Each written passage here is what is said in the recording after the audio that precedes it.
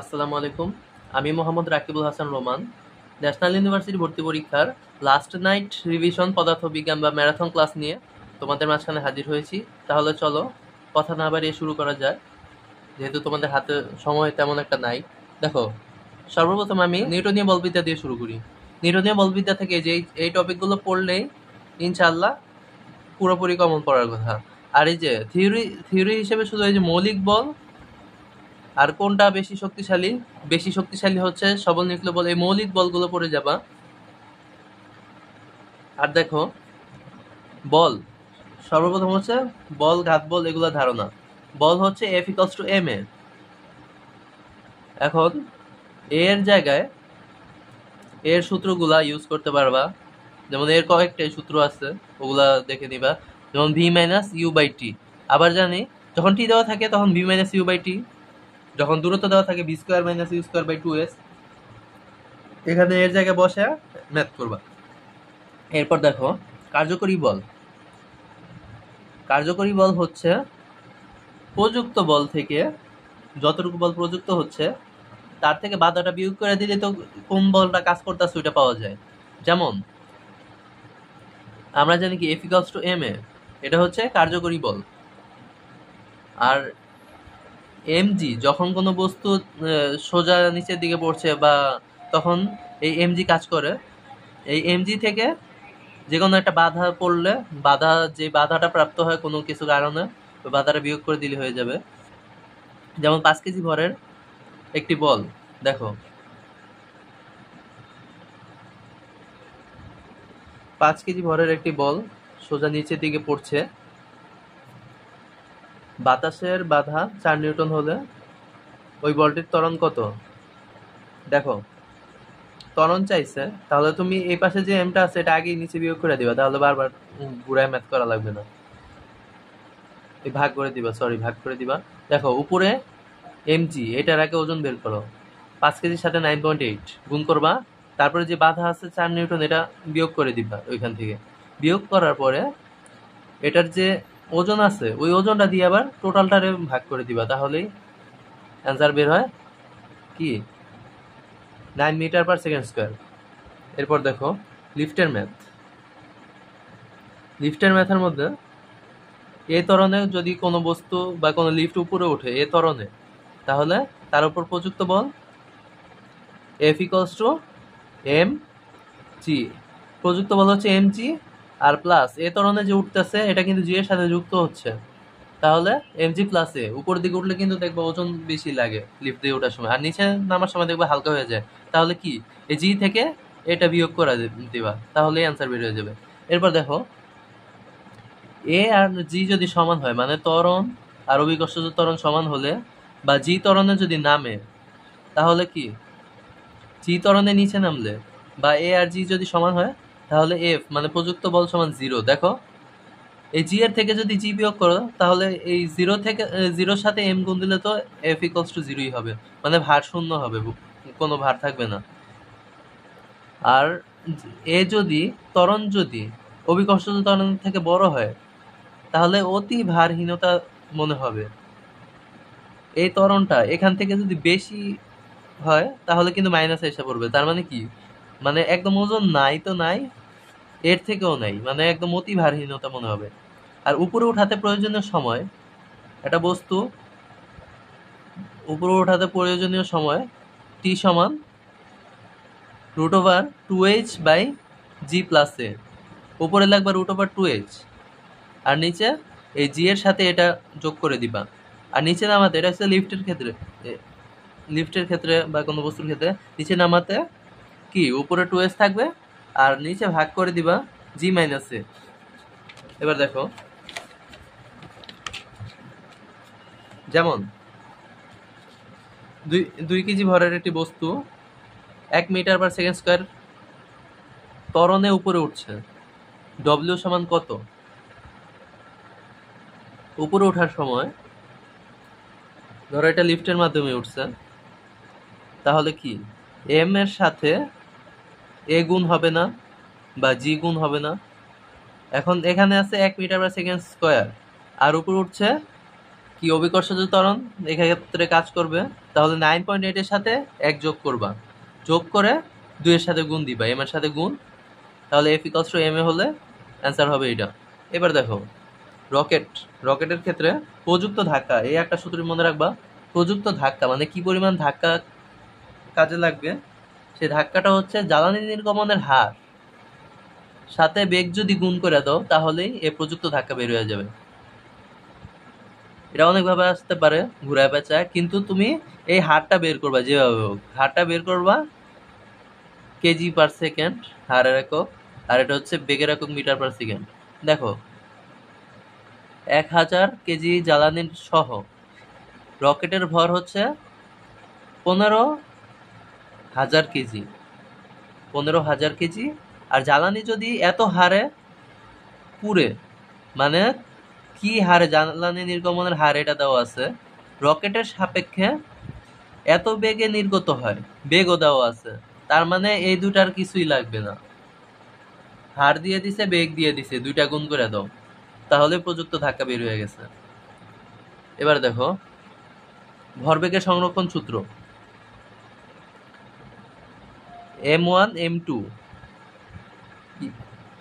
m1 u1 plus m2 u2, এটা হচ্ছে আদিতে দুইটা বস্তু আলাদা ছিল না, তাহলে এটার একটা আদি বেগ ছিল, এটার একটা আদি বেগ ছিল, এটার আদি ভর ছিল, এটার আদি ভর ছিল, তারপরে সমান সমান m1 v1 plus m2 v2, পরবর্তীতে এটা হয়েছে। যেমন ধরো এই সূত্র তো তোমাদের এখন পারার কথা, এটা এখন বোঝানোর কিছু নাই। যেমন বন্দুকের ক্ষেত্রে এটা শুধু কি হবে, বড় দুইটা হচ্ছে বন্দুকের ভর বন্দুকের বেগ, আর ছোট দুইটা গুলির ভর গুলির বেগ। তুমি কি করবা, গুলির বেগই চাবে, বা সরি হ্যাঁ গুলিরটাই চাবে, গুলিরটা যদি চায়, বা ধরো তুমি কি করবা, এই বন্দুকেরটা চায়, বন্দুকের পশ্চাৎ বেগ কত এরকম চায়, বন্দুকের পশ্চাৎ বেগ চাইলে তুমি এই গুলির ভর আর গুলির বেগ দুইটা গুণ করবা, আর বন্দুকের ভরটা নিচে ভাগ করে দিবা, তাহলেই অ্যান্সার বের হয়ে যাবে। যেমন দেখো 10 গ্রাম ভরের মানে 10⁻² গ্রাম, এই 2 কেজি, বা এই যে এরকম ভাবে 10-এর সাথে 10⁻³ যদি গুণ করো তাহলে 10 গ্রাম হয়, মানে 10 কেজি হয়, এভাবে করলে 10 কেজি হয়। একটি বুলেট 3 কেজি ভরের একটি বন্দুক থেকে এত বেগে বের হলে বন্দুকের পশ্চাৎ বেগ কত, তাহলে কি এক পাশে ছিল ওই যে গুলির দুইটা গুণ, আরেক পাশে ছিল বুলেটের দুইটা, সরি এই যে বন্দুকের দুইটা, তাহলে কি বন্দুকেরটা যেহেতু বের করবো, গুলির দুইটা আগে গুণ করি, তারপরে বন্দুকেরটা ভাগ করি, গুলির পশ্চাৎ বেগ, গুলির বেগ এটা, গুলির ভর এটা, দুইটা গুণ করো, গুণ করার পরে বন্দুকের ভর দিয়া ভাগ, অ্যান্সার হবে 1 meter per second. 5 metric ton মানে 5,000 কেজি ভরের বালু বোঝাই ট্রাক এত বেগে চলছিল, 20 মিটার পার সেকেন্ড বেগে চলছিল, চলন্ত অবস্থায় প্রতি মিনিটে ট্রাকের ছিদ্র দিয়ে 20 কেজি বালু নিচে পড়ে যায়, 5 মিনিট পর বেগ কত। দেখো 5 মিনিট পরে ভর কত হবে ওটা আগে হিসাব করো, প্রতি মিনিটে যদি 20 কেজি পড়ে যায় বালু, তাহলে 5 × 20 = 100 কেজি কমবে, 100 কেজি কমার পরে তাহলে তার শেষ বেগ কত, শেষ ভর কত ছিল, তার ছিল 5,000 কেজি, 100 কেজি কমছে, তাহলে 4,900 কেজি।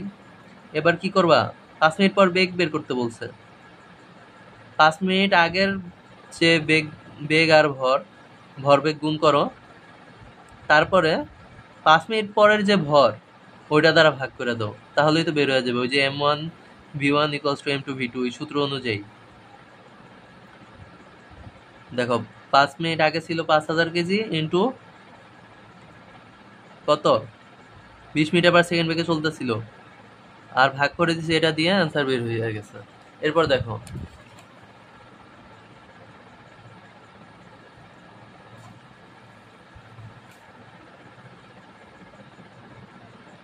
ব্যাংকিং কোণ, নিউটনীয় বলবিদ্যার ক্ষেত্রে এটা অনেক ইম্পর্টেন্ট।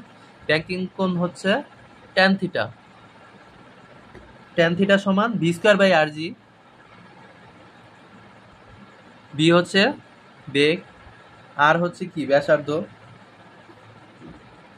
পথের ব্যাসার্ধ, আর জি হচ্ছে অভিকর্ষ ত্বরণ। আর h/x, h হচ্ছে বাঁকের উচ্চতা। ধরো এই যে রাস্তা এভাবে কাত হয়ে বাঁক নেয় না, উচ্চতা হচ্ছে h আর নিচে হচ্ছে x। তাহলে ট্যান থিটা কি? লম্ব বাই ভূমি, এভাবে মনে রাখবা, উপরে উচ্চতা নিচে প্রশস্ত। এবার দেখো, একটি রাস্তা 50 মিটার ব্যাসার্ধে বাঁক নিচ্ছে। ওই স্থানে রাস্তাটি 5 মিটার চওড়া, এখানে আর দেওয়া আছে, আর 5 মিটার চওড়া ও এর ভিতরের কিনারা হতে বাইরের কিনারা এত মিটার উঁচু। সর্বোচ্চ কত বেগে বাঁক নেওয়া সম্ভব? তার মানে কি দেখো, এই দুইটা দিয়ে এখন সলভ করা লাগবে। কিভাবে? ভি স্কোয়ার আর নিচে যে আর জি আছে, V square by R G equals to কি? h/x V square by R G. আর এই আর জিটা এই পাশে গেলে ইন্টু আর জি, এই স্কোয়ার কাটা দিতে পুরাটার রুট শেষ। এই যে এখানে আনসার বের, এই সূত্রটা দিয়ে তারপরে যে ম্যাথটা করবা। এখানে উচ্চতা, উচ্চতা কত দেওয়া আছে? উপরে উচ্চতা যেহেতু ট্যান থিটার মতো এটা সূত্ররা, উপরে উচ্চতা দিবা এই যে 0.5 মিটার, আর নিচে দিবা কি? চওড়া 5 মিটার, ইন্টু উপরে আর আর দিবা, আর হচ্ছে ব্যাসার্ধ দেওয়া আছে 50 মিটার ব্যাসার্ধের। তারপরে অ্যান্সার বের হবে, এই 49-এর রুট করলে 7। এরপর দেখো কেন্দ্রমুখী বল। কেন্দ্রমুখী বলের ক্ষেত্রে ধরো কোনো একটা বস্তু এরকম ভাবে ঘুরছে, এম ভরের একটা বস্তু বি বেগে ঘুরছে এই আর ব্যাসার্ধের একটা কক্ষপথে। তাহলে কেন্দ্রমুখী বল, কেন্দ্রের দিকে যে বলটা কাজ করবে, এটা হচ্ছে M V square by R, M V square by R. তাহলে কেন্দ্রমুখী ত্বরণ কি? এটাকে এ দ্বারা ভাগ করলেই তো কেন্দ্রমুখী ত্বরণ, এম দ্বারা ভাগ করলেই তো, এই যে এফ কে, F equals to M A, তাহলে এই এমটা দ্বারা ভাগ করলেই তো এটা বের হয়ে যায়। এখানে যে এম এ না, এফ ইকুয়ালস টু এম এ। এখন এখানে যদি এম দ্বারা উভয় পক্ষে এম যদি কাটা যায়, তাহলেই তো এ সমান কি? দেখো F equals to M A, উপরে M V square by R, উভয় পক্ষে এম কাটা গেলে এ ইকুয়ালস টু বা আলফা ইকুয়ালস টু কেন্দ্রমুখী ত্বরণ equals to V square by R. আর এই ভি স্কোয়ার বাই আর কি? যদি তোমার সরাসরি কেন্দ্রমুখী যে বেগ আছে, যে কৌণিক বেগ, এটা হচ্ছে শুধু বেগ মানে সরলরৈখিক পথে, আর এটা হচ্ছে কৌণিক বেগ। কৌণিক বেগ যদি দেওয়া থাকে তাহলে ওমেগা স্কোয়ার আর, তখন আর ভাগ হবে না, তখন গুণ হবে।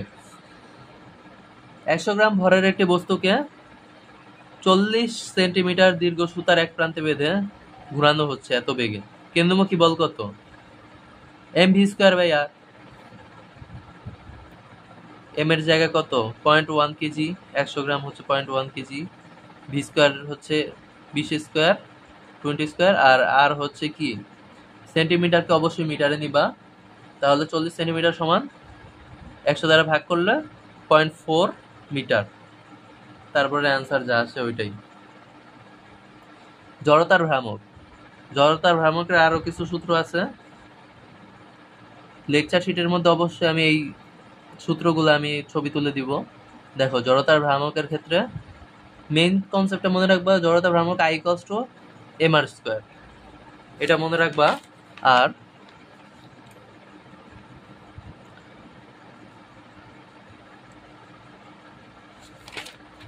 পরবর্তী চ্যাপ্টারে দেখো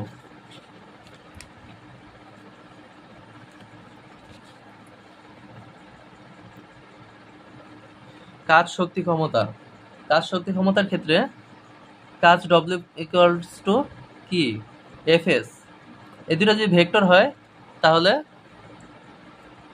ডট গুণন কি? ভেক্টরের ডট গুণন, দুটো যদি ডট গুণন থাকে তাহলে কস থিটা হবে, এফ এস কস থিটা। আর কাজ হচ্ছে গতিশক্তির পরিবর্তন, কোনো বস্তুর গতিশক্তির পরিবর্তনই হচ্ছে কাজ। দেখো একটি কণার উপর একটা ভেক্টর দেওয়া আছে এত নিউটন বল, মানে বলটাই হচ্ছে ভেক্টর, প্রযুক্ত হলে কণাটির সরণ কত। তাহলে আমরা কি জানি, F equals W equals to F S, মানে কাজ কত, সরণ দেওয়া আছে কাজ কত, W equals to F S বা এফ আর। এখন এফ আর আর, আর হচ্ছে দূরত্ব, দুটা গুণ করবা, আই এর সাথে আই গুণ, জে এর সাথে জে গুণ, কে এর সাথে কে গুণ। এখানে যে দুটা গুণ হলে বিয়োগ হয়ে যাবে। দেখো অ্যান্সার হচ্ছে 20 জুল।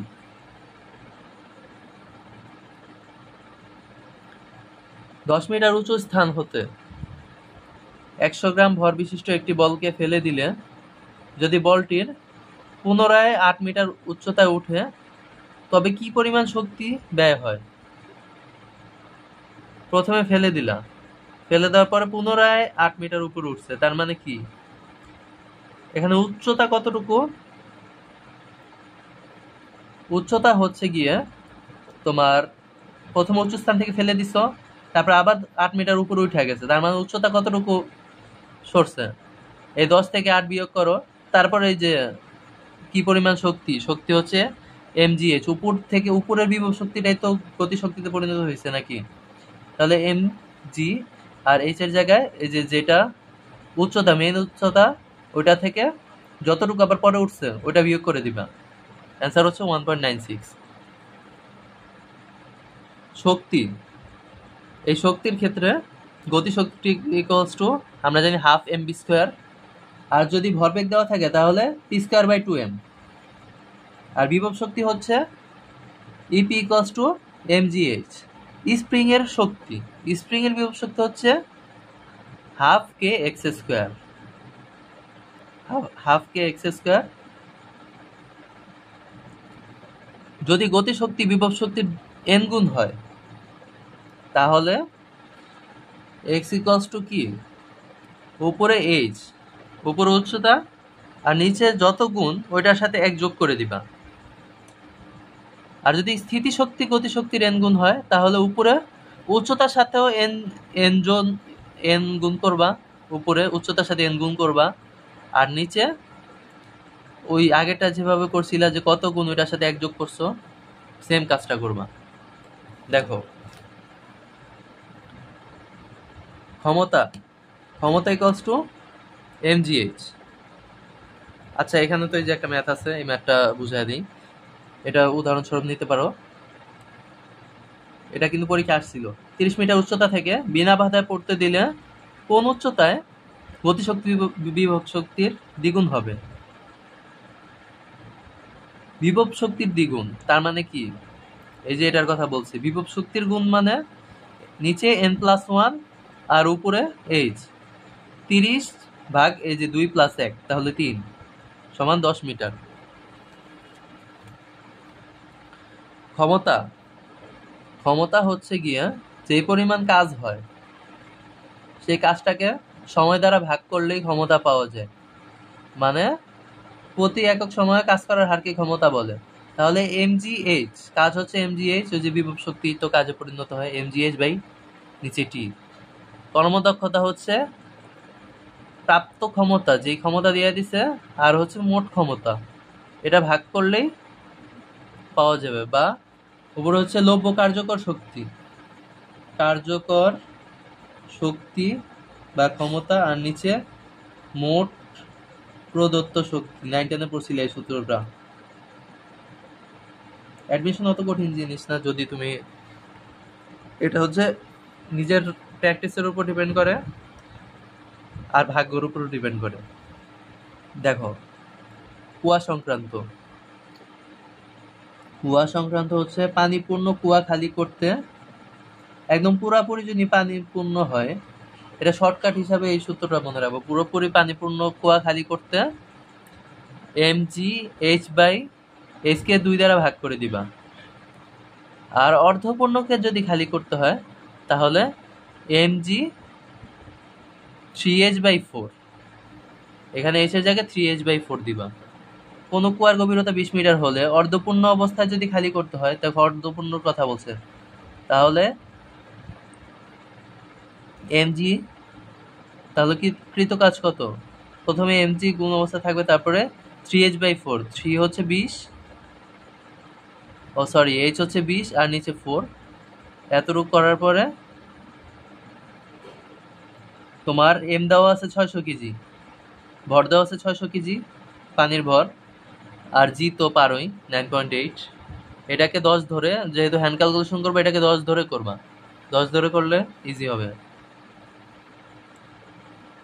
10 ধরে করে কাছাকাছি যে মানটা আসবে ওইটাই বসাই দিবা। এরপর দেখো নিউটনের মহাকর্ষ সূত্র, এটা হচ্ছে মহাকর্ষ বিকর্ষ চ্যাপ্টার। মহাকর্ষ ও অভিকর্ষ। নিউটনের মহাকর্ষ সূত্র অনুযায়ী এফ ইকুয়ালস টু কি? মহাবিশ্বের প্রতিটি বস্তুকণা একে অপরকে আকর্ষণ করে এবং এই আকর্ষণ বলের মান বস্তুকণার ভরের গুণফলের সমানুপাতিক। এটা হচ্ছে সমানুপাতিক এবং এদের দূরত্বের বর্গের ব্যস্তানুপাতিক। তাহলে F equals to m1 m2 by D square. এটা হচ্ছে এফ সমানুপাতিক, আর ইকুয়ালস টু যদি দিতে যাও, এই সমানুপাতিকের কারণে একটা ধ্রুবক বসবে জি। এই জি এর মান কত? 6.673 ইন্টু 10⁻⁻11। এটার মাত্রা হচ্ছে এম ইনভার্স এল। প্রথমে এটা আগে পড়বা, L cube M inverse T inverse 2, এটা ইজি হয়। কিন্তু এককের সময় পড়বা Newton metre square per KG square. এটা হচ্ছে জি এর একক, আর এটা হচ্ছে মাত্রা L cube M inverse T inverse 2। আমি এভাবে মুখস্থ করছিলাম। তারপরে দেখো মহাকর্ষ বল কেমন পরিবর্তন হবে যদি একটি কণার ভর দ্বিগুণ এবং অপর কণার ভর 3 গুণ করা হয়। তাহলে ওই যে দুইটা ভর উপরে দ্বিগুণ আছে, মানে উপরে গুণ ছিল, তাহলে 2 আর 3 গুণ করো উপরে আর নিচে। এটা সরাসরি এভাবে না কইরা, তোমার তো মনেই আছে যে উপরে কি, উপরে হচ্ছে গিয়া দুইটা গুণাকার ছিল 2 গুণ 3, আর নিচে কি দূরত্ব দ্বিগুণ করা হয়েছে। দূরত্ব দ্বিগুণ করা হলে নিচে হচ্ছে ডি স্কয়ার, তাহলে 2 স্কয়ার মানে 4। 6 এর 4 দিয়া ভাগ দিলে आंसर হবে 1.5। এই যে 3/2 ইনটু বাকি সূত্র মানে 3/2 আর আগের ভর এই বল মানে এফ, এফ এর 3/2 গুণ বা 1.5 গুণ। এবার দেখো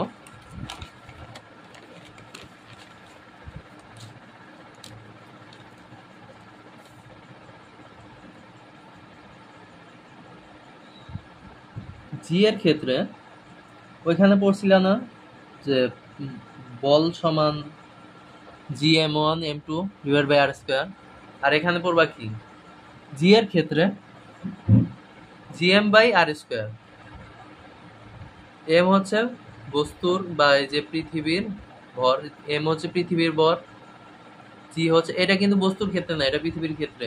এম হচ্ছে পৃথিবীর ভর আর এটা হচ্ছে পৃথিবীর ব্যাসার্ধ, পৃথিবীর ব্যাসার্ধ, আর জি এর মান তো বললামই। এবার দেখো এইচ উচ্চতায়, যদি এইচ উচ্চতায় বলে তাহলে জি এর মান কত? উপরে আর বাই নিচে আর প্লাস এইচ। উপরে আর থাকবে, নিচে আর এর সাথে এই এইচটা যোগ করে ভাগ দিবা, পুরোটার উপর স্কয়ার করবা, আর নিচে এই দেখো সূত্রটা ছিল G H by G equals to এতটুকু। এখন এই জিটা ওই পাশে জি আর গুণ হয়ে গেছে, নিচেরটা উপরে চলে গেছে। এবার দেখো তাহলে এটার উপরে ম্যাথ আসলে কিভাবে করবা?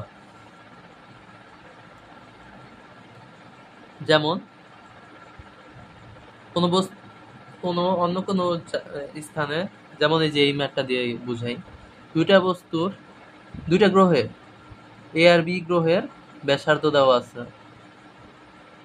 আর 2r, ভর দেওয়া আছে একটা দ্বিগুণ, জি এ বাই জি বি সমান কত? তাহলে জি এ বাই জি বি কিভাবে করবা?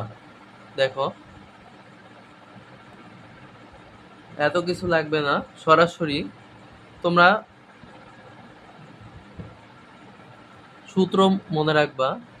যদি জি এম এর কথা বলে, পৃথিবীটা দেওয়া থাকে, পৃথিবীটা তো আমি জানি। যদি অন্য কোনো গ্রহের জি এর মান বের করতে বলে তাহলে কি করবা? এই উপরে দিবা নিচে যে ব্যাসার্ধ ছিল ওই ব্যাসার্ধের স্কয়ার উপরে, ব্যাসার্ধের গুণের স্কয়ার উপরে দিবা, আর নিচে হচ্ছে ভরের গুণ। তাহলে সূত্র কি আসে? এত কষ্ট না করে। আচ্ছা, এটা কিন্তু আলাদাভাবে মুখস্থ রাখতে হয়। আলাদাভাবে মুখস্থ না রাখা ওই সূত্র দিয়ে কিন্তু করতে পারি মনে মনে। দেখো,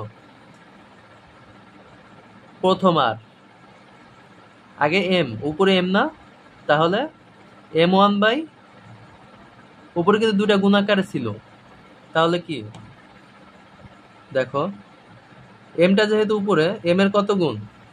উপরে দিবা হাফ, m1 হচ্ছে 1, m2 হচ্ছে 2, ঠিক আছে?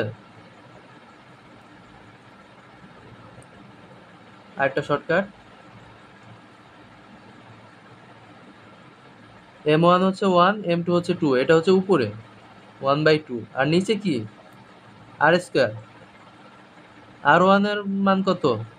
1, 2 এর মান 2 স্কয়ার। এবার দেখো সমান, এই 2টা কিন্তু নিচে চলে আসে, এই যে হাফ লেখলা, এই নিচেরটা এই পাশে গুণ করলে উল্টায় যাবে, তাহলে এই 2 এর স্কয়ার করলে 4, নিচে 1, 2। অ্যান্সার কত বের হইছে? 2।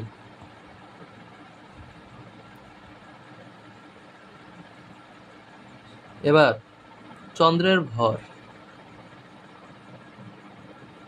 পৃথিবীর 1/40 গুণ, চন্দ্রের ব্যাসার্ধ পৃথিবীর 1/4 ভাগ, তাহলে কি? পৃথিবীর অভিকর্ষজ ত্বরণ 9.8 হলে চন্দ্রের অভিকর্ষজ ত্বরণ সমান কত? প্রথমে চন্দ্রেরটা বের করতেছি না আমরা, তাহলে কি উপরে হচ্ছে ভরেরটা পৃথিবীর কত গুণ? 1/80 গুণ। এটা যদি চন্দ্রের দেওয়া থাকতো, চন্দ্রের ভর হচ্ছে, সরি, পৃথিবীর ভর চন্দ্রের এত গুণ, তাহলে কিন্তু উল্টায় দিতে হইতো।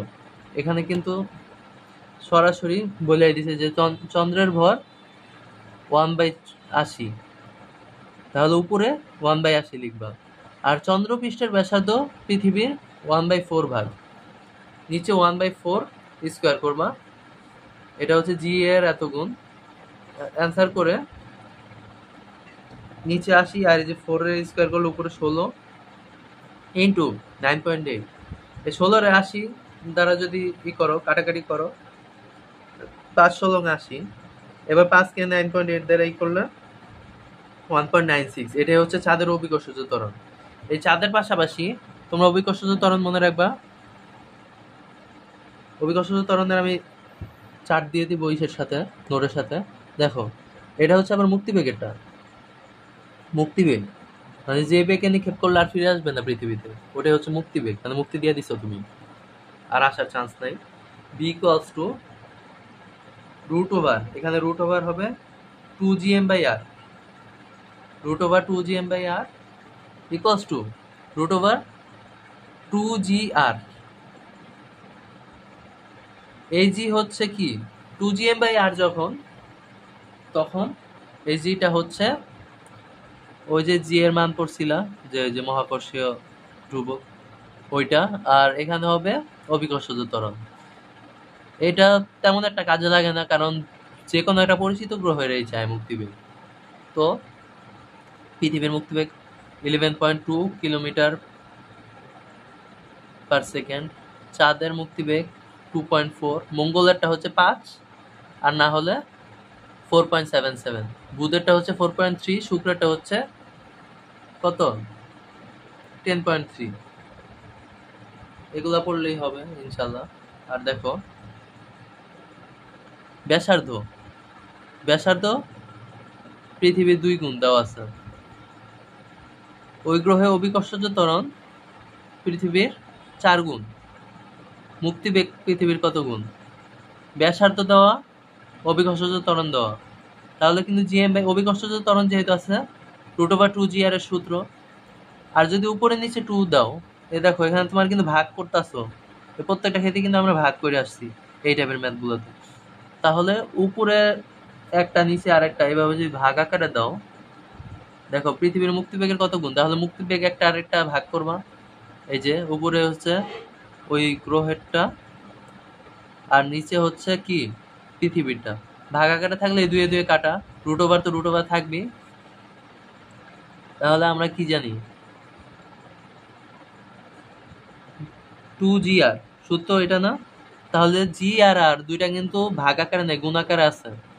তাহলে কি উপরে এই দুইটা গুণ করে দিবা, 4 আর 2 গুণ করলে 8, 8 এর রুট করলে 2√2।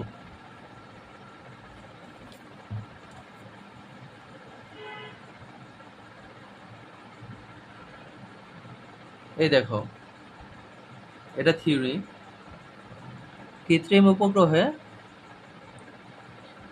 উপগ্রহ যদি এর মুক্তিবেগ 7.88 এর নিচে হয়, বা 7.88 এর নিচে যদি রওনা করে, তাহলে উপবৃত্তাকার পথে পৃথিবীতে ফিরে আসবে। যদি এটা সমানই হয়, সমান বললে বৃত্তাকার পথে চাঁদের মতো উপগ্রহে পরিণত হবে। আর যদি এটা থেকে বড় হয়, কিন্তু এই যে মুক্তিবেগের থেকে ছোট হয়, তাহলে কি উপবৃত্তাকার পথে, এটা হচ্ছে সমান হলে বৃত্তাকার আর চাঁদের মতো উপগ্রহে পরিণত হবে।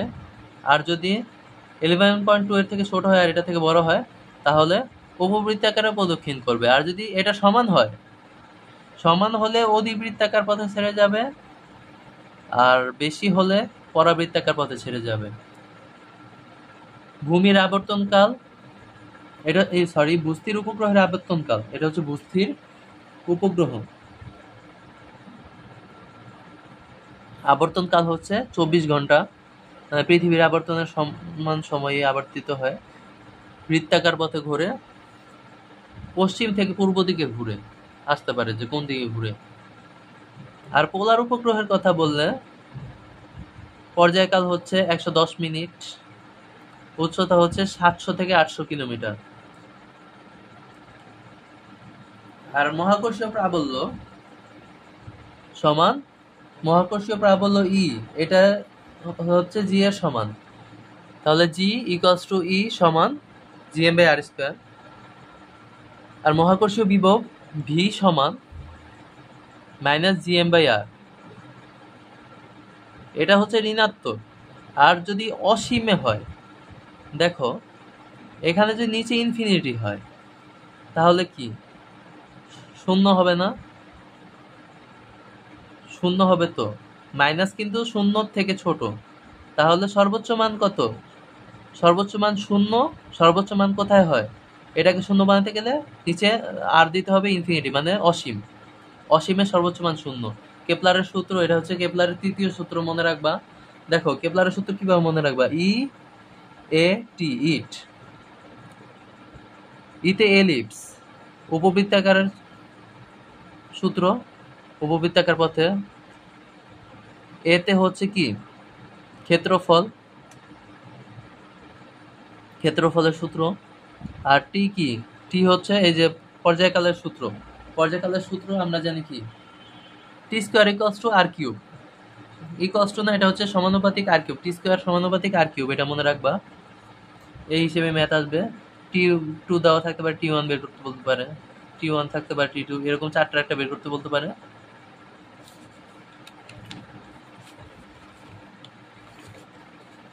এরপর দেখো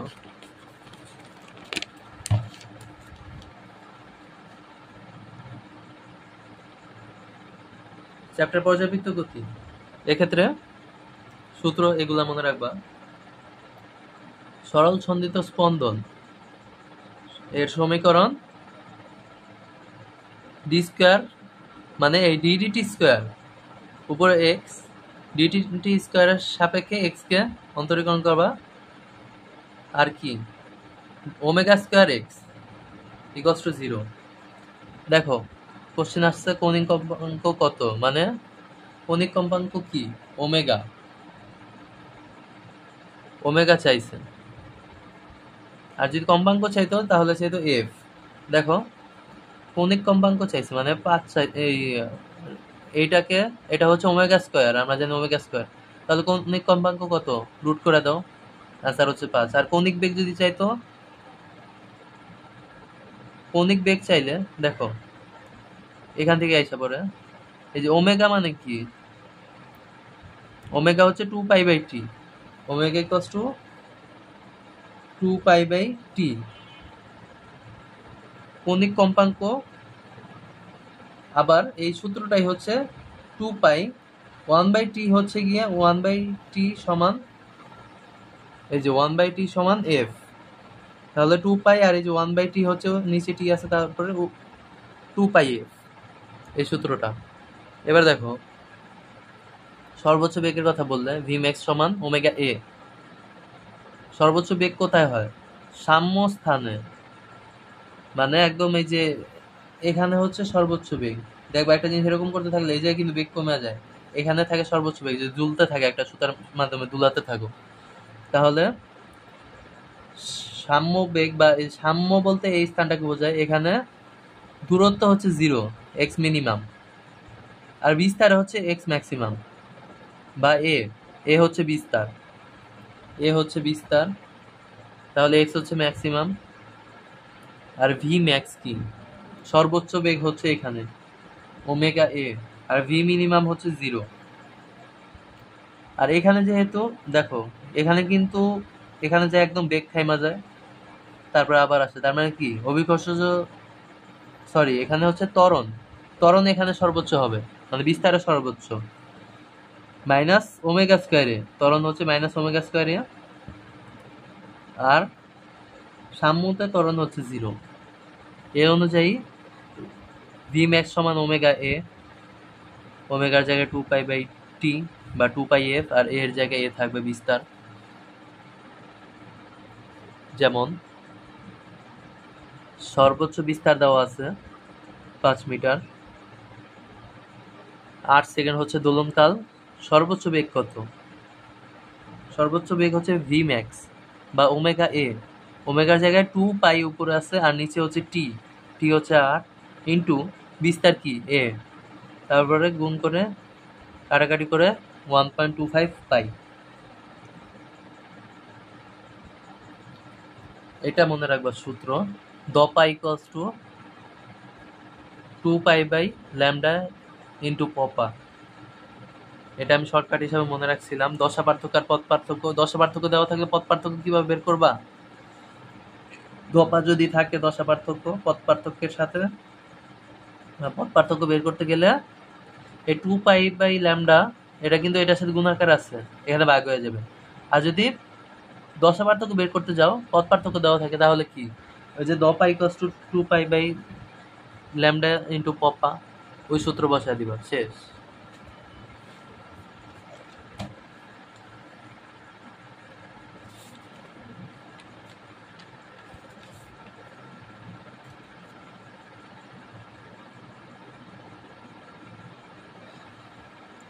একটা স্প্রিং এফ বল প্রয়োগ করলাম,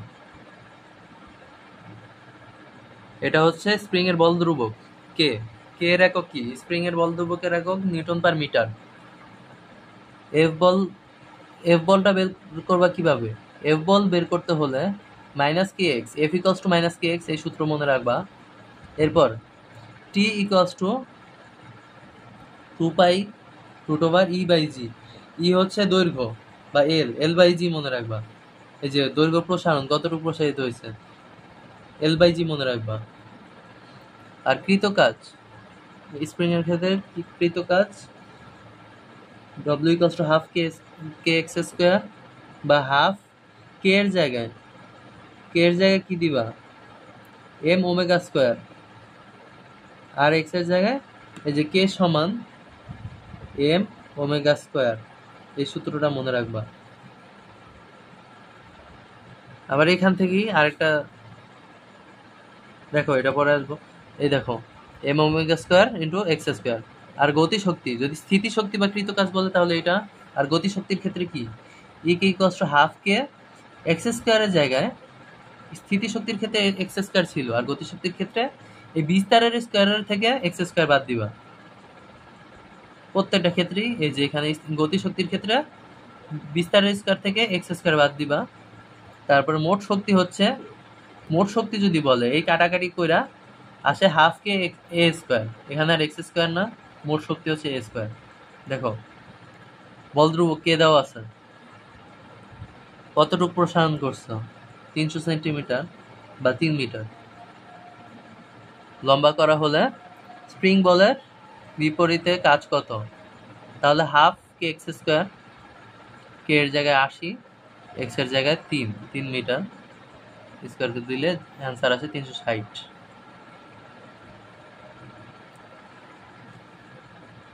সরল দোলকের ক্ষেত্রে দেখো টি ইকুয়ালস টু, ওই যে বলছিলাম 2π√L/g, ওটা মনে রাখবা। আর m/k কিভাবে আসলো পড়ছিলাম না,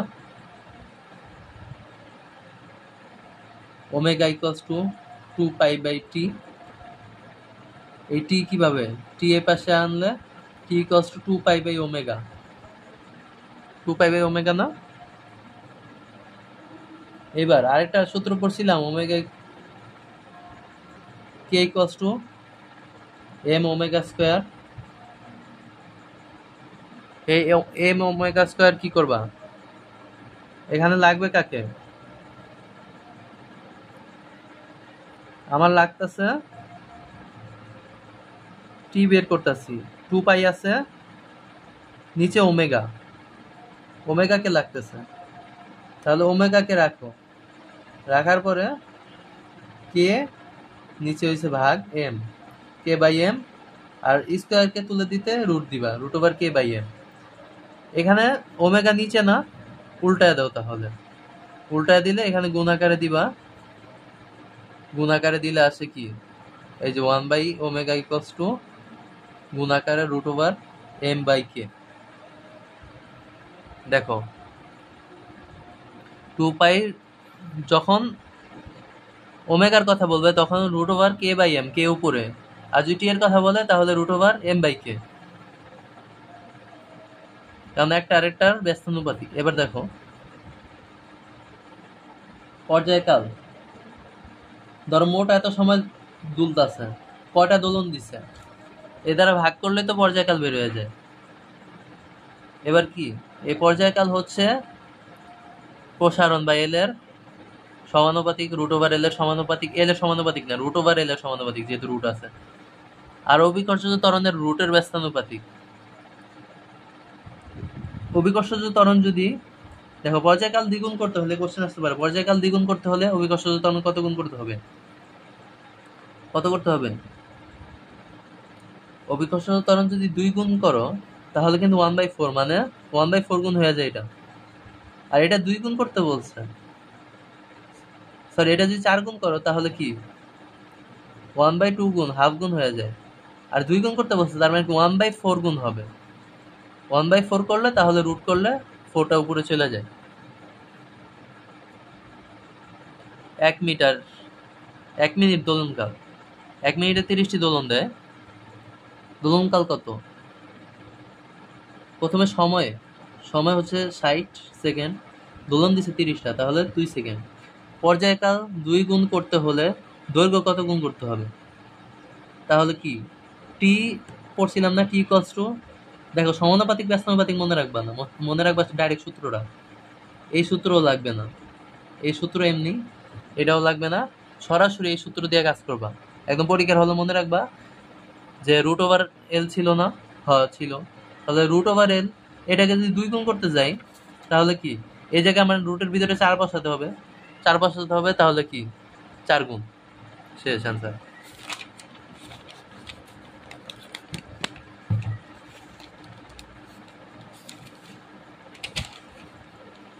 সূত্রটা তাহলে লিখে দিই, অনেকে আবার এই সূত্র ইউজ করতেও পারো, যদি তোমার কাছে সহজ মনে হয় তাহলে ইউজ করবা। সরাসরি মেইন সূত্র দিয়ে ম্যাথ করা ইজি, মনে মনে করবা, তাড়াতাড়ি ম্যাথ করতে পারবা।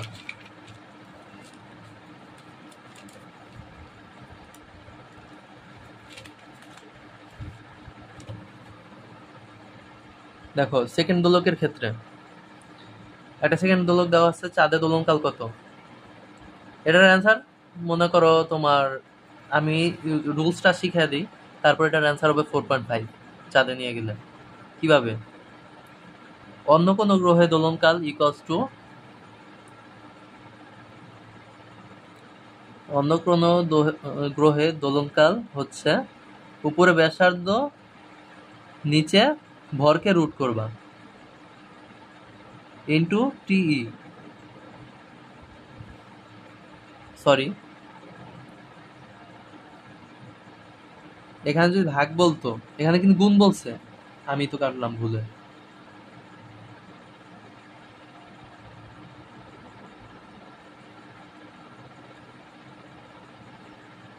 দেখো এখানে সেকেন্ড দোলকের চাঁদে দোলনকাল কত বের করতে বলছে, গুণ দেওয়া আছে। যদি ভাগ বলতো তাহলে এইটা, আর যদি গুণ বলে, গুণ বললে কি, উপরে হচ্ছে ভরের গুণ আর নিচে হচ্ছে ব্যাসার্ধের গুণ। আচ্ছা, সবচেয়ে সহজ উপায় কি মনে রাখার জানো? আমরা কিন্তু এই যে অভিকর্ষজ ত্বরণের সূত্রটা পড়ছিলাম না? অভিকর্ষজ ত্বরণ সমান কি?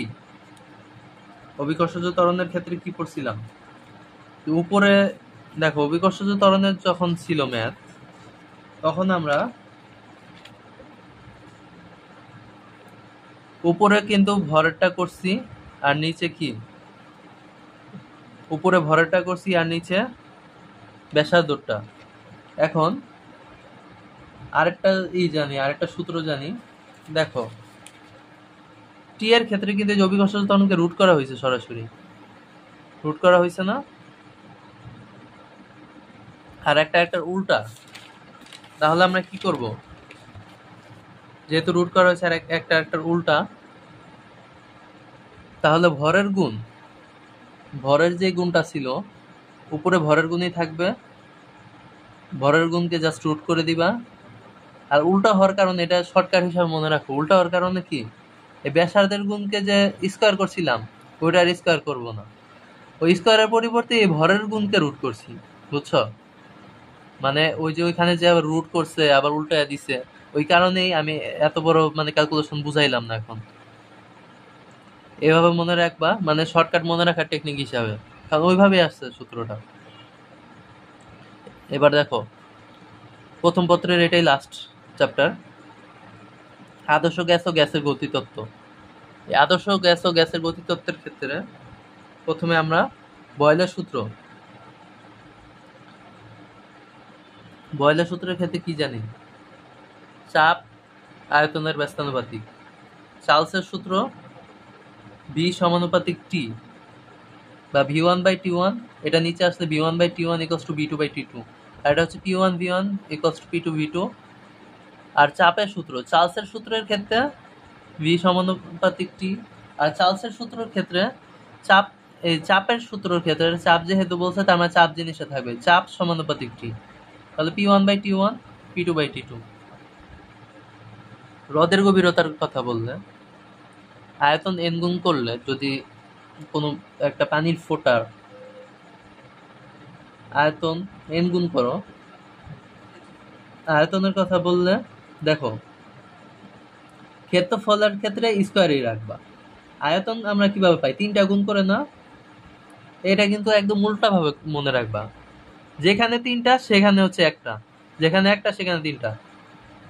ব্যাসার্ধ কি আর একটা না? তাহলে এখানে 3টা দিবা।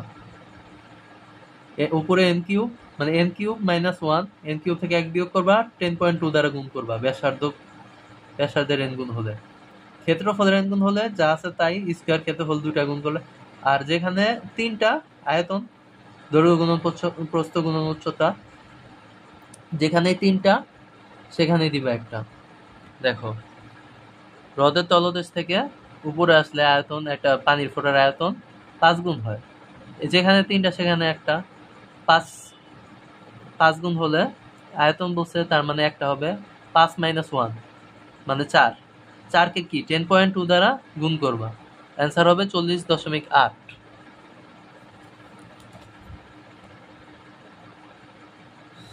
আরএমএস বেগ বা সিআরএমএস, এটা সূত্র কি? এটার সূত্র হচ্ছে গিয়ে, এটা হচ্ছে এন, উপরে হচ্ছে প্রত্যেকটার স্কোয়ার করে যোগ করবা, নিচে এন দ্বারা ভাগ করবা, ভাগ করার পরে এই ভাগফলটাকে পুরাটাকে রুট করে দিবা, সোজা হিসাব। দেখো এই ম্যাথটা কিভাবে করবো, এখানে কিন্তু ক্যালকুলেটর নাই আমার কাছে।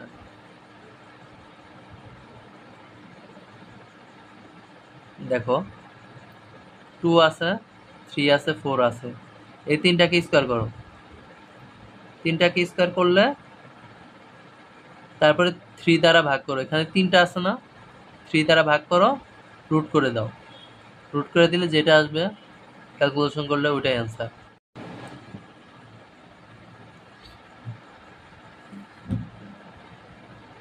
এটা মাঝামাঝি মানে থেকে কিছুটা বেশি হবে, বুঝতে পারছো?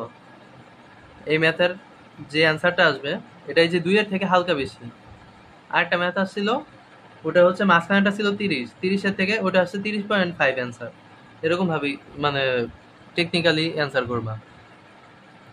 আর যদি এভাবে বলে, দেখো CRMS সমান √3RT/m, সূত্র হচ্ছে এটা। আর শর্টকাট সূত্র হচ্ছে 157-র সাথে √T/m কে গুণ করবা, গুণ করে যা অ্যান্সার হয় কাটাকাটি করে সেটাই হবে।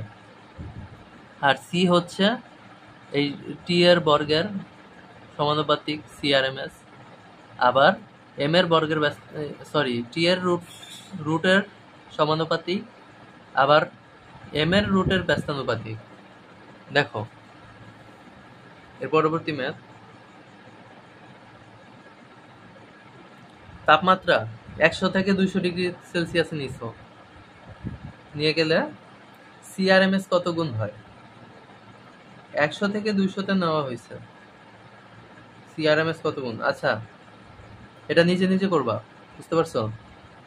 এখানে কি 100 থেকে 200, এটাকে কেলভিনে নিবা, এটাকেও কেলভিনে নিবা, কেলভিনে নেওয়ার পরে কাটাকাটি করার পরে এটা কিন্তু ওই যে মানে আসছিল অনেক আগে, এখন এরকম আসার কথা না, যে তোমাদের ক্যালকুলেটর ইউজ করতে দিবে না, এটাকে ওইরকম কোনো মানই দিবে। যেমন ধরো এই যে এখানে দেখো হিলিয়ামের তাপমাত্রা 4 গুণ বৃদ্ধি করলে, তাপমাত্রা বৃদ্ধি করছে 4 গুণ, CRMS কত? দেখো CRMS আমরা মেন সূত্র দিয়ে কি পড়ছিলাম, √T/m ছিল না, 157 গুণ √T/m, তাহলে টিটা রুট আকারে আছে, টি যদি 4 গুণ হয় তাহলে এই পাশেটা কত, রুট হয়ে গেলে দ্বিগুণ হবে, অ্যান্সার হচ্ছে দ্বিগুণ। গতিশক্তির ক্ষেত্রে এক পারমাণবিকের ক্ষেত্রে হিলিয়াম, আর্গন, নিয়ন এগুলাতে কি ইকে ইকুয়ালস টু 3/2 nRT। দ্বিপারমাণবিকের ক্ষেত্রে যদি 2টা পরমাণু থাকে 5/2 nRT। শুধুমাত্র এই দ্বি বা বহু পারমাণবিকের ক্ষেত্রে শুধুমাত্র কার্বন ডাই অক্সাইডটাই হচ্ছে 3/2 nRT, আর বাকি সবগুলা 5/2। 3টি হিলিয়াম পরমাণুর গতিশক্তি চাইছে, তাপমাত্রা দিয়ে দিছে, তাহলে 3/2 হিলিয়াম পরমাণু একটা, 3/2 এনের জায়গায় 3টা, আর হচ্ছে 8.314, আর টি তাপমাত্রা 273-এর সাথে 10 যোগ করবা, তাহলে কেলভিনে আসবে তাপমাত্রা। শিশিরাঙ্ক ও আপেক্ষিক আর্দ্রতার ম্যাথ, এটা যদি আসে কি করবা, শিশিরাঙ্ক, শিশির কিন্তু ছোট ছোট, এটা দিয়ে সূত্রটা শর্টকাটে মনে রাখবা, যে আপেক্ষিক আর্দ্রতা বের করতে গেলে কি, উপরে ছোট বাই নিচে ছোট বাষ্পচাপ, নিচে বড় বাষ্পচাপ ইন্টু 100, ছোট বাই বড়। দেখো এখানে RH বা আপেক্ষিক আর্দ্রতার মান দেওয়া আছে 70% বা 0.7 হবে, 70%কে 100% দ্বারা ভাগ করলে 0.7। শিশিরাঙ্ক দিয়ে দিছে, মানে ছোটটা দিয়ে দিছে, উপরেটা দিয়ে দিছে, বায়ুতে কত বা নিচেরটা চাইছে, নিচেরটা যদি চায়, এই যে নিচের এই বড়টা চাইছে, ছোট বাই বড়, বড়টা এ পাশে গেলে গুণ হবে, এটা নিচে এসে পড়বে, তাহলে এটাকে যদি 0.7 দ্বারা, শিশিরাঙ্কের 0.7 দ্বারা ভাগ করো, অ্যান্সার বের হয়ে যাবে। এটাকে 0.7-কে 7 ধরছি আমি, উপরে 10 গুণ করছি, 10 যদি গুণ করো এখান থেকে কি একটা কমে যাবে পাওয়ার, যেহেতু মাইনাস আকারে আছে, তার মানে কি -2। দেখো আমরা সেকেন্ড পেপারে চলে আসলাম। সেকেন্ড পেপারের ক্ষেত্রে আগে দেখো সেমিকন্ডাক্টর চ্যাপ্টার করে। সেমিকন্ডাক্টরের ক্ষেত্রে যদি পি টাইপ বলে, পি টাইপ বললে ত্রিযোজি, এন টাইপ বললে পঞ্চযোজি। এবার ত্রিযোজি মনে রাখবে কিভাবে? গ্রুপ 13 এর যে মৌলগুলো, 13 দ্বারা 3 দ্বারা ত্রিযোজি মনে রাখবা, আর 15 5 দ্বারা পঞ্চযোজি মনে রাখবা। তাহলে গ্রুপ 13 এর কোনগুলো আছে? বাংলাদেশ, আইলো, গেল, ইন্ডিয়া। তাহলে বোরন, অ্যালুমিনিয়াম, গ্যালিয়াম, ইন্ডিয়াম। আর এখানে হচ্ছে নাফিস আছে, নাফিস আছে আন্টির বাসায়। তাহলে এইভাবে কি পঞ্চযোজিগুলো মনে রাখবা। আর অপধাতু কিভাবে মনে রাখবা? জি স্যার আসেন, সাবধানে টুলে বসেন। জিতে জার্মেনিয়াম, সারতে সিলিকন, এসতে আর্সেনিক, সাবধানে। তাহলে SB antimony, tellurium, bismuth boron. এরপর দেখো ডায়োডের ক্ষেত্রে পিএন জাংশন যেটা, এটা রেকটিফায়ার হিসেবে ব্যবহৃত হয়, রেকটিফায়ার তৈরিতে ব্যবহৃত হয়। আর এটা কি একমুখী কারক বা এসিকে ডিসিতে পরিণত করে। আর দেখো সম্মুখী বায়াস যেটা ফরওয়ার্ড বায়াস কিন্তু বিকর্ষণ করে, ফরওয়ার্ড বায়াস বিকর্ষণ, ঠিক আছে। কিন্তু ফরওয়ার্ড বায়াস করবে বিকর্ষণ, আর ব্যাকওয়ার্ড বায়াস করবে আকর্ষণ। এটা মনে রাখবা, ফরওয়ার্ড বায়াস বিকর্ষণ, ব্যাকওয়ার্ড বায়াস আকর্ষণ। ফরওয়ার্ড বায়াসের ক্ষেত্রে মিলি অ্যাম্পিয়ার, এই কথাগুলো মনে রাখবা। ফরওয়ার্ড বায়াস মিলি অ্যাম্পিয়ার, আর কি ব্যাকওয়ার্ড বায়াস মাইক্রো অ্যাম্পিয়ার। এবার দেখো এগুলো সরাসরি এমসিকিউ আসবে। ট্রানজিস্টরের ক্ষেত্রে ট্রানজিস্টর কিন্তু অ্যাম্পলিফায়ার হিসেবে ব্যবহৃত হয়। বিবর্ধক মানে কোনো কিছু বাড়ানোর জন্য। মাইক, যেমন তুমি অল্প শব্দ করতেছো, মাইকটাতে কিন্তু অধিক শব্দ শোনা যাইতেছে, তাহলে কি বিবর্ধক, মাইক, সুইচ, এগুলা হচ্ছে অ্যাম্পলিফায়ার। পিএনপি অ্যাম্পলিফায়ার হচ্ছে ট্রানজিস্টর দুই প্রকার। পিএনপি একটা, পজিটিভ নেগেটিভ পজিটিভ একটা, আর হচ্ছে নেগেটিভ পজিটিভ নেগেটিভ একটা। সংগ্রাহক হচ্ছে কালেক্টর। তোমরা যখন শুয়ে থাকো তখন কি পিঠের উপর ভর করে শোও না? তাহলে এটাই তো তোমার ভিত্তি। তাহলে পিঠ হচ্ছে বেস, আইবি, আর নিঃসারক হচ্ছে এমিটার, আইই। সুবিধা অসুবিধা পড়বা, ট্রানজিস্টর আর আইসির এগুলো সুবিধা অসুবিধা পড়বা বই থেকে। প্রবাহ, প্রবাহ কি? এ দেখো নিঃসারকের তড়িৎ প্রবাহ IE equals to IC plus IB. এটা মনে রাখবে, IE equals to IC plus IB.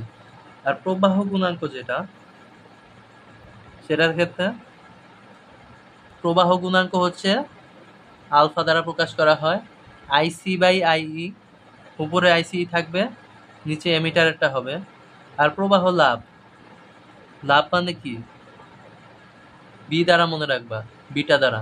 তো বিটার ক্ষেত্রে কি? নিচে বি হবে, আইসি বাই আইবি। এটা হচ্ছে বেজেরটা, এটা হচ্ছে কালেক্টরেরটা, আর এখানে এমিটারেরটা বসছে। দেখো আলফা যখন বের করবা তখন উপরে বিটা রাখবা, নিচে একের সাথে বিটা যোগ করবা যদি বিটা দেওয়া থাকে। আর বিটা বের করতে গেলে উপরে আলফা রাখবা, আর নিচে কি এক থেকে আলফা বিয়োগ করবা। বোঝা গেল? যেমন এই যে গতীয় রোধ, রোধ সমান আমরা কিন্তু ক্লাস 8 9 10 থেকে পড়ে আসছি, R equals to V by I. একটি ট্রানজিস্টর আলফা দেওয়া আছে, বিটা কত? তাহলে বিটা বের করতে গেলে আমরা কি জানি? উপরে আলফা, নিচে 1 মাইনাস আলফা। অ্যান্সার হচ্ছে 5 পয়েন্ট। এত এখানে বেস প্রবাহ দেওয়া আছে, বিটা দেওয়া আছে, কালেক্টরের প্রবাহ দেওয়া আছে। বেস প্রবাহ দেওয়া, কালেক্টরের প্রবাহ দেওয়া, বিটা বের করতে বলছে। তাহলে যে বিটা প্রবাহ লাভ কত আমরা জানি, উপরে আইসি নিচে আইবি। অ্যান্সার করলে দুইটা মিলি অ্যাম্পিয়ার একটা আছে, তাহলে মিলি অ্যাম্পিয়ারই হবে। গেট, গেট মনে রাখবা, গেটগুলো হচ্ছে মৌলিক গেট তিনটা। অর হচ্ছে যোগ গেট, অর হচ্ছে যোগ, অ্যান্ড হচ্ছে গুণ, আর নট হচ্ছে পূরক। আর যৌগিক গেট হচ্ছে, এটা হচ্ছে মৌলিক গেট, আর যৌগিক হচ্ছে নর গেট, ন্যান গেট, এক্স নর, এক্স অর।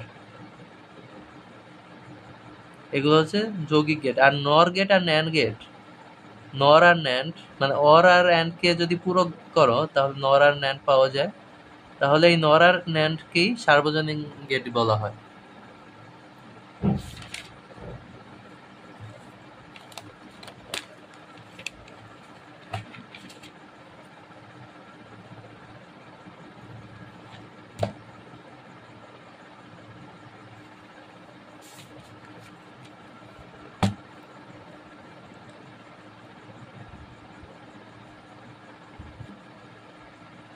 এরপরে দেখো পরমাণু মডেল ও নিউক্লিয়ার পদার্থবিজ্ঞান, আলফা বিটা রশ্মির গামা রশ্মির বৈশিষ্ট্য, অর্ধায়ু, এইসব ম্যাথগুলা পড়তে হবে। দেখো রাদারফোর্ড ও বোরের পরমাণু মডেল এইগুলা পড়তে হবে। কক্ষপথের ব্যাসার্ধ যদি এনতম কক্ষপথের ব্যাসার্ধ চায়, ব্যাসার্ধের ক্ষেত্রে আর গুণন এন স্কোয়ার। আর কি 0.53 অ্যাংস্ট্রম, এটা মনে রাখবা, বা 5.32 ইন্টু 10⁻⁻11 মিটার। ব্যাসার্ধের ক্ষেত্রে আর এর সাথে প্রথম কক্ষপথের এটা হচ্ছে R1, এটার সাথে এন স্কোয়ার গুণ। শক্তির ক্ষেত্রে প্রথম কক্ষপথের শক্তির সাথে এন স্কোয়ার ভাগ, আর বেগের ক্ষেত্রে শুধু এন ভাগ হবে বেগের সাথে, প্রথম কক্ষপথের বেগের সাথে। এই অনুযায়ী ম্যাথটা করবা। অর্ধায়ুর ক্ষেত্রে টি হাফ বের করতে বলছে। দেখো টি হাফ মনে রাখবা 0.693 বাই গামা। আর গড় আয়ু টি মনে রাখবা কি, গড় আয়ু যদি চায় অর্ধায়ুকে 0.693 দিয়ে ভাগ করলেই গড় আয়ু পাবা। এবার এই গামা হচ্ছে ক্ষয় ধ্রুবক, গামা হচ্ছে ক্ষয় ধ্রুবক। আর টি হাফ হচ্ছে কি ওই যে আমরা পড়ছিলাম যে টোটাল সময়কে সংখ্যা দ্বারা ভাগ। তারপরে অবশিষ্ট পরমাণু, অবশিষ্ট হচ্ছে কি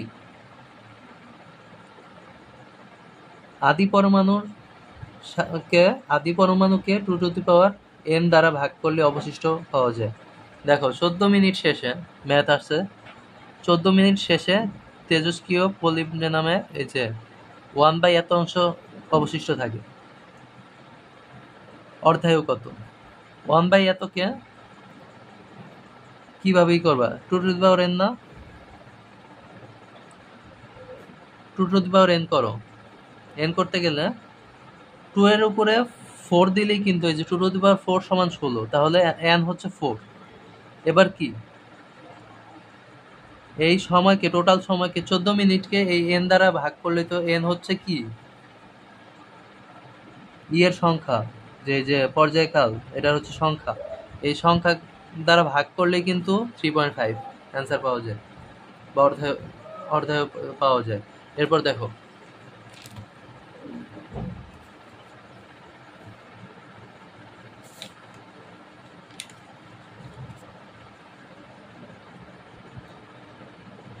অর্ধায়ু 5 দিন দেওয়া আছে।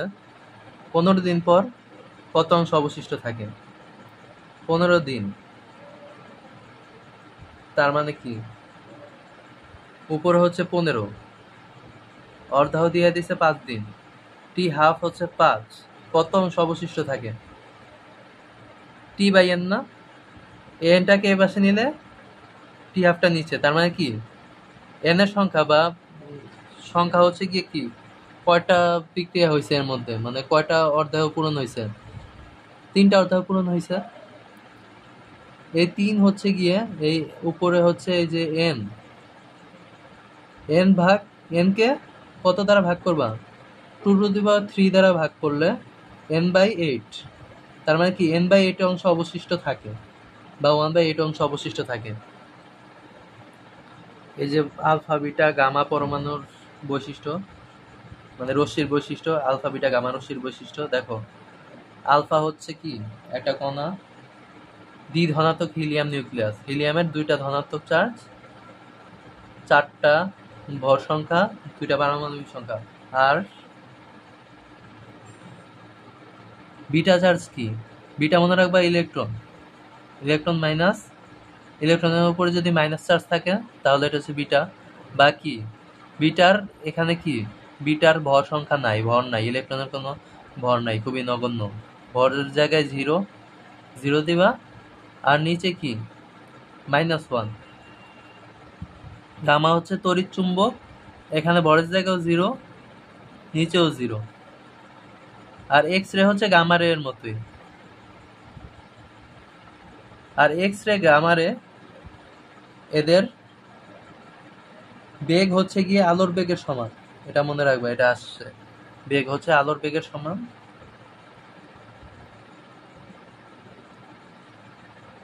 এগুলা হচ্ছে কি ভর। আলফা রশ্মির ভর হচ্ছে গিয়ে 6.69 × 10⁻⁻² কেজি। বিটার হচ্ছে ইলেকট্রনের ভর, গামা আর এক্স রে ভরহীন, এ দুটার কোনো ভর থাকে না, এরা আলোর বেগে চলে। আর আধান, আধান কোনটা কি এটা তো বোঝাই যায়, মনে রাখবা। আধানের পরিমাণ এত কিছু মনে রাখা লাগবে না। ভেদন ক্ষমতা, যেটার ভর নাই, গামা আর এক্স রে, এই দুটাই সবচেয়ে বেশি ভেদন ক্ষমতা। গামারটা সবচেয়ে বেশি, তারপরে এক্স রে, তারপরে কি বিটা আলফা। আর যে আয়তন, আয়তন বলা হয়, সরি, আয়নায়ন ক্ষমতা, এখানে ভুল হয়েছে। ভেদন ক্ষমতা একটা, আয়নায়ন হচ্ছে, আয়নায়ন ক্ষমতা সব থেকে বেশি হচ্ছে আলফার, ফার্স্টেরটাই সবচেয়ে বেশি। আর যদি ভেদন ক্ষমতা বলে তাহলে ওই যে যার ভর নাই, ওটা আমি এভাবে শর্টকাট মনে রাখার জন্য বলতেছি, কারণ এত বেসিক পড়তে যায় পরে পরীক্ষার সময়, পরীক্ষার হলে যে আর বেসিক মাথা থাকে না, তখন শর্টকাটই মাথা থাকে।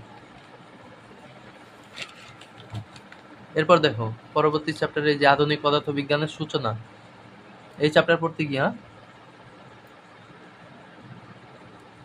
এল হচ্ছে, এল নট হচ্ছে আদি দৈর্ঘ্য, এল হচ্ছে শেষ দৈর্ঘ্য। শেষ দৈর্ঘ্য বের করতে গেলে √1 - b²/c², এটা সাথে গুণ করে দিলেই শেষ দৈর্ঘ্য পাওয়া যায়। শেষ ভর, দৈর্ঘ্য কিন্তু সংকোচন হয় আর ভর বৃদ্ধি পায়। বৃদ্ধি পেলে এই এই সংখ্যাটা কিন্তু সবসময় একের থেকে ছোট, একের থেকে ছোট সংখ্যা দিয়ে গুণ করলে কিন্তু জিনিস কমে যায়, তাহলে দৈর্ঘ্য সংকোচন হয়। আর ভাগ করলে জিনিস বেড়ে যায়, ভাগ করলে জিনিস বেড়ে যাবে, তাহলে কি আদি ভরকে ভাগ করলেই কিন্তু ভর বৃদ্ধি পায়। এটা হচ্ছে কোনো, এই যে আলোর বেগের, এটা সূত্রটা কি, মানে বেসিকটা হচ্ছে গিয়ে তোমার, যদি আলোর বেগের কাছাকাছি কোনো বস্তু চলে, সেই হিসেবে দৈর্ঘ্য সংকোচন হবে, তখন ভর বৃদ্ধি পাবে আর সময় দীর্ঘায়িত হবে। এই শর্টকাটগুলো মনে রাখবা। যখন পয়েন্ট, এই যে এটার মান b/c এর মান 0.6 দেওয়া থাকবে, তখন অ্যান্সারের দিকে যায় এটার এতটুকুর মান 0.6 হলে এই পুরাটার মান 0.8। এটা যদি 0.8 হয়, পুরাটার মান 0.6। যদি 0.5 বা হাফ হয় তাহলে √3/2, আর যদি √3/2 হয় তাহলে 0.5, যদি 1/√2 হয় তাহলে 1/√2ই হবে।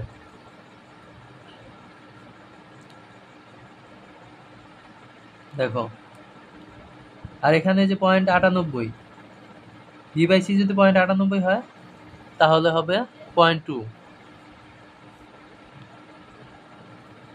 ম্যাথের ক্ষেত্রে দেখো, একটি লম্বা একটি রকেট, 10 মিটার লম্বা একটি রকেট সামনে দিয়ে এত বেগে, মানে হাফ সি বেগে যাওয়ার সময় দৈর্ঘ্য কত? দৈর্ঘ্য কিন্তু সংকোচন হয়েছে, তার মানে কি একের থেকে ছোট দ্বারা গুণ করলে জিনিস ছোট হয়,